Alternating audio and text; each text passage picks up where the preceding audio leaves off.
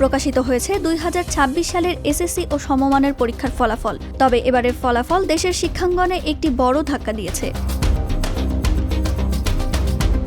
11টি শিক্ষা বোর্ডে এবার গড় পাশের হার নেমে এসেছে মাত্র ৬২.২৫%, যা গত ১৯ বছরের মধ্যে দেশের ইতিহাসের সর্বনিম্ন পাশের হারের রেকর্ড। পাশের হারের পাশাপাশি গত বছরের তুলনায় সর্বোচ্চ সূচক জিপিএ 5 পাওয়ার সংখ্যাও এবার আশঙ্কাজনক হারে কমে গেছে।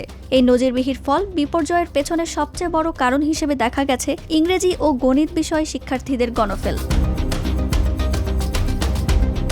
বিশেষ করে মানবিক বিভাগের অর্ধেকেরও বেশি শিক্ষার্থী এবার পাশ করতে পারেনি, যা পুরো শিক্ষা ব্যবস্থার দুর্বলতাকে স্পষ্ট করেছে। অন্যদিকে দেশের ৩১২টি শিক্ষা প্রতিষ্ঠান থেকে এবার একজন শিক্ষার্থীও পাশ করতে পারেনি, যার বড় অংশই মাদ্রাসা বোর্ডের অধীনে।